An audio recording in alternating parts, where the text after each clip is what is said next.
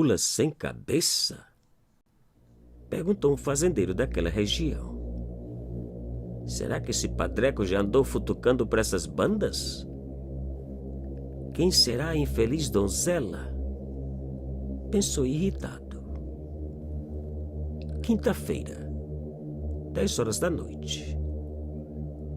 A donzela já sabia exatamente o que iria acontecer.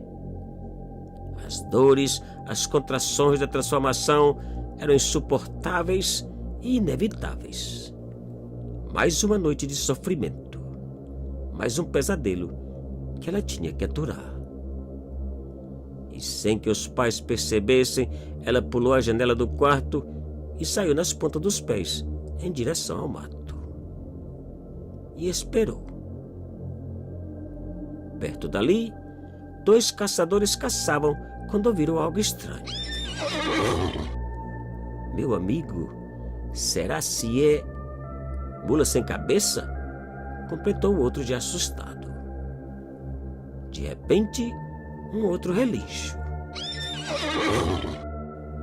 Agora acompanhado do barulho de trote e de uma claridade que se aproximava.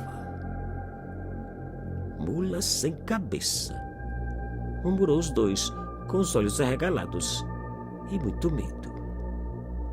E rapidamente eles se abaixaram atrás de umas moitas, tapando qualquer coisa que pudesse brilhar e chamar a atenção da maldita mula. E a mula foi se aproximando, galopando, pisoteando, sapecando e clareando tudo à sua frente e ao seu redor, com uma estranha labareda que mais parecia uma lamparina gigante. Os caçadores atrás das moitas não podiam acreditar no que viam. Santa Virgem Maria! Ao passar por perto das moitas, eles puderam ver abismados que a estranha mula não possuía cabeça. E que a labareda gigante que antes parecia estar à frente dela saía do pé do pescoço, formando uma enorme tocha assustadora e inacreditável. Não possuía cabeça. No entanto, relinchava e soprava ainda mais forte e mais alto que um cavalo normal. Impressionante e inexplicável. Depois que a mula sem cabeça passou, eles abandonaram a caçada e, num total silêncio, retornaram à fazenda onde trabalhavam. Então, logo o dia começou a clarear e os galos cantaram, o feitiço acabou e a donzela retornou ao seu corpo de mulher. Cansada, arranhada, dolorida e nua. E rapidamente ela agarrou o vestido escondido antes da transformação e retornou à casa, entrando silenciosamente pela mesma janela do quarto que havia deixado aberta. Os pais ainda dormiam.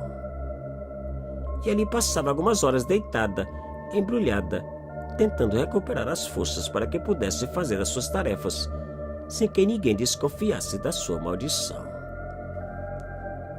Os caçadores, no entanto, não paravam de contar a um e outro da fazenda o que haviam visto. E ao ouvir aquela história, o dono da fazenda foi logo dizendo que na próxima quinta-feira, dia da maldição retornar, ele iria esperar pela mula no mesmo lugar. Vê para crer.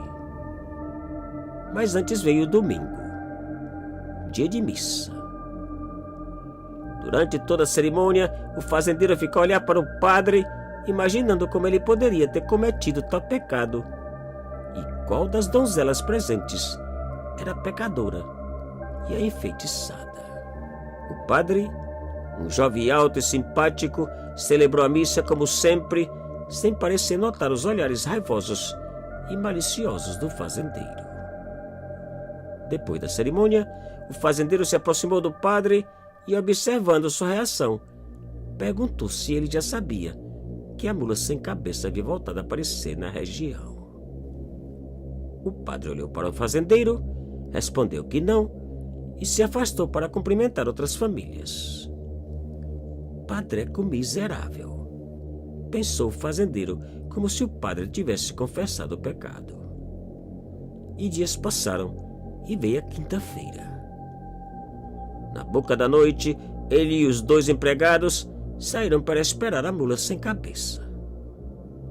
Além de espingardas, cada um levava uma espécie de lança com a intenção de furar a mula e salvar a donzela da tal maldição. E esperaram. Perto dali, a donzela já se encontrava deitada, nua e esperando pelo início da transformação. E pouco a pouco ela foi transformando e a mula reaparecendo. Por volta da meia-noite, o fazendeiro e os 2 empregados ouviram os relinchos e viram a claridade da labareda, mas a mula não se aproximou e logo depois ela sumiu.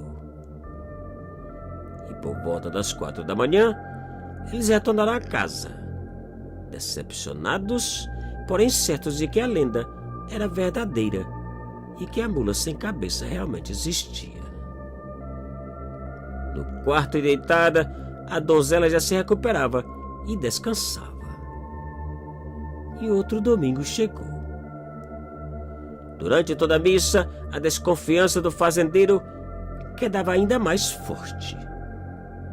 Seu desejo era agarrar aquele padreco pelo pescoço e fazê-lo confessar na frente de todos os cristãos presentes. Mas o padre não lhe deu muita atenção, aumentando ainda mais a sua raiva e suspeita. E mais uma quinta-feira chegou. Tão logo escureceu, o fazendeiro e seus 2 empregados saíram a esperar pela mula no mesmo local. E cada um deles agora levava uma flecha em caso dela aparecer. E escondidos atrás de umas moitas, eles esperaram. E as horas passaram. Por volta da mesma hora da última quinta-feira, a mula sem cabeça se aproximava. Poucos minutos depois, eles viram a tremenda claridade da labareda, acompanhada do barulho do trote, dos relinchos e dos sopros. Detrás das moitas, os 3 se escondiam e preparavam as flechas. O medo, a ansiedade e a adrenalina que sentiam era algo incomparável e indescritível. A mula se aproximava cada vez mais.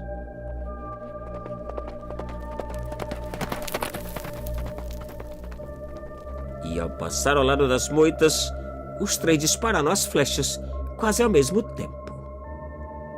A mula nem sequer diminuía a velocidade.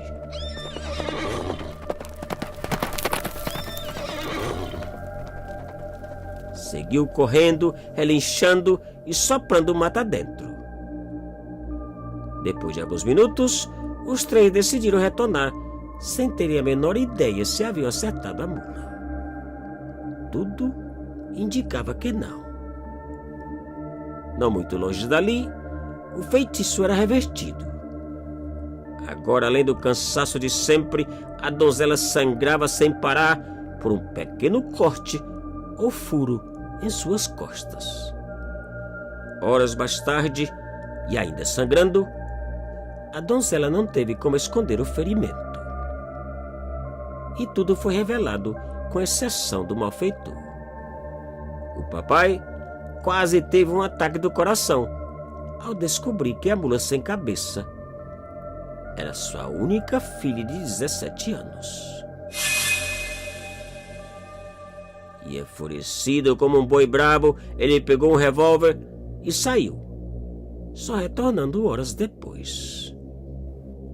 Depois daquele dia, a mula jamais apareceu.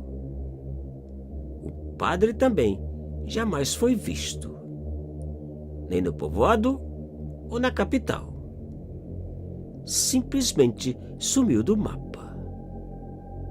E um mês depois da última aparição, um dos empregados se aproximou do fazendeiro e pediu a mão da donzela em casamento.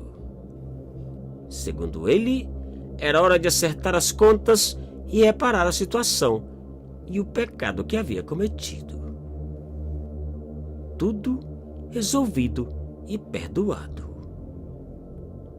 Depois de tudo aceitado e acertado, o fazendeiro acendeu um cigarro de palha e saiu até a frente da casa pensando no pobre padre e como fazer para obter o seu próprio perdão.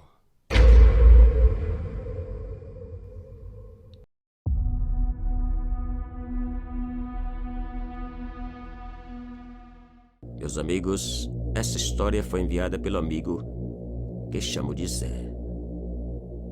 Essa é sua história.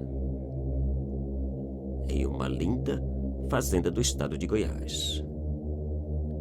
Cansados de caçarem por grande parte da fazenda e quase todo dia, dois amigos retornavam a casa contrariados com a má sorte. Não haviam matado nada. Nenhuma caça. Enquanto João caminhava xingando e chutando tudo à sua frente, Zé caminhava calado e pensando. E assim seguiram por um bom tempo. João não parava de reclamar. Um pouco mais adiante, João parou, levantou a espingarda e disparou. Zé perguntou em que havia tirado e ele respondeu: numa porcaria de tamanduá. Zé voltou a perguntar por quê e se ele havia matado, e o amigo respondeu que sim, e que tudo o que ele visse, ele iria matar. Indignado com a ignorância do amigo, Zé pediu que ele não fizesse aquilo, que não matasse apenas por matar. Isso é um pecado, meu amigo. Cuidado com o castigo. Com o pai do mato, acrescentou Zé. João olhou para o Zé e com uma cara de zangado disse que o pai do mato não existia, que era apenas invenção do povo, pois ele mesmo nunca tinha visto. Um dia você pode se arrepender de pensar assim, respondeu Zé. E seguiram caminhando. E o sol entrou e a noite chegou, enluarada e linda. Ainda faltavam 5 quilômetros para chegarem na casa da fazenda. A cada instante, eles ouviam barulho no mato e João metia bala sem sequer ver em que atirava. Zé já não dizia nada. Mais adiante, depois de várias balas disparadas e desperdiçadas, João parou e gritou: pai do mato, cadê você? Se realmente existir, aparece para levar uma bala. E naquele instante, uma pedra foi jogada bem pertinho dos dois. João levantou a espingarda para atirar na direção de onde veio a pedra, porém antes mesmo de puxar o gatilho, uma outra foi jogada de outra direção.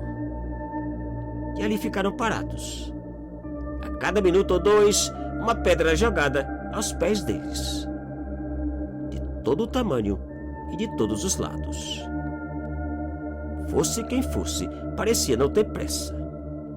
Apenas espantava. João e Zé não sabiam para onde olhar ou o que fazer. De repente, as pedras pararam de cair. Os dois amigos permaneceram olhando para o mato e esperando. O silêncio era simplesmente arrepiante.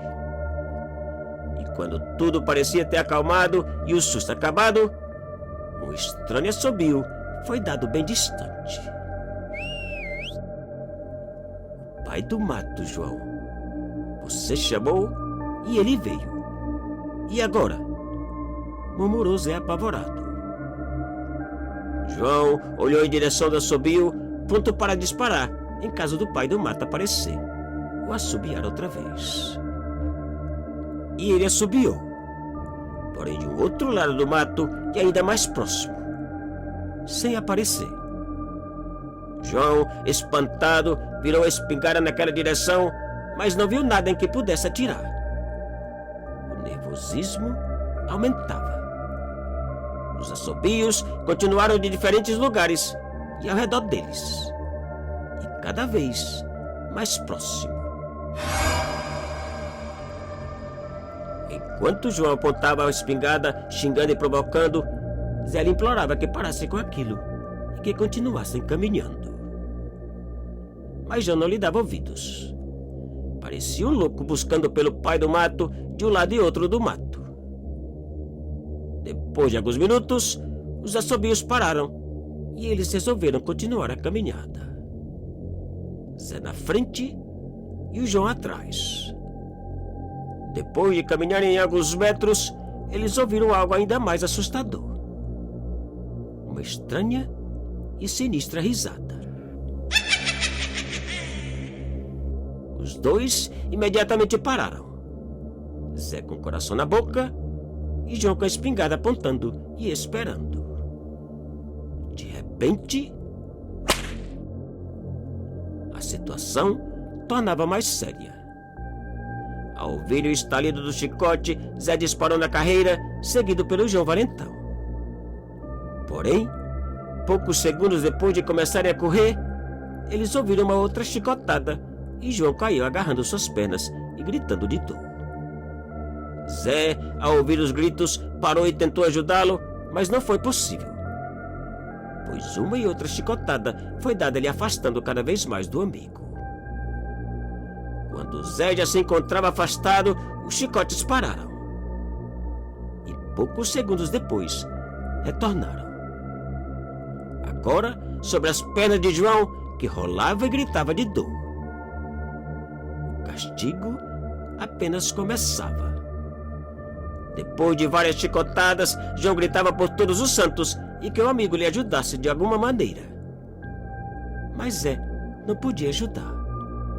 Não podia fazer nada além de rezar e olhar o amigo sofrer. As chicotadas continuaram. Depois de cada 2 ou 3 chicotadas, o pai do mato parava e dava uma risada de vitória, de vingança, de castigo e de prazer, sem aparecer. Depois de inúmeras chicotadas e já não suportando o castigo, João gritou por piedade, compaixão e finalmente perdão. E naquele instante as chicotadas pararam. O único que Zé ouvia era a voz do amigo caído e murmurando: perdão, perdão. Depois de alguns minutos sem chicotadas ou risadas, Zé deu um passo, 2 passos, 3 passos em direção ao João. Como nada aconteceu, Zé correu até o amigo e depois de ajudá-lo a levantar, os dois saíram daquele lugar bem devagar. João quase não podia caminhar. Zé praticamente teve que carregá-lo por todo o restante do caminho. Cada passo era um tormento para as pernas dilaceradas do pobre João. Durante todo o restante do trajeto, eles ouviram as passadas do pai do mato, que parecia acompanhar e vigiar bem de perto. O medo dos dois era medonho. Cada piada no mato parecia um assobio. Cada estalo, uma chicotada. Um susto atrás do outro, porém nada mais aconteceu. Depois de algumas horas, eles avistaram as luzes de lamparinas da casa da fazenda.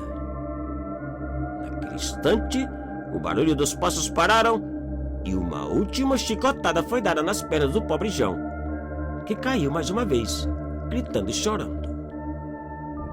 Uma forte chicotada, seguida de uma última e estranha risada, que pouco a pouco foi distanciando dos dois.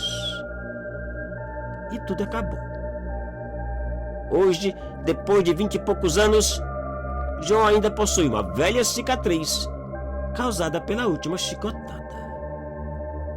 Uma lembrança da sua ignorância, uma prova de que o pai do mato não é somente uma história, não é somente uma lenda.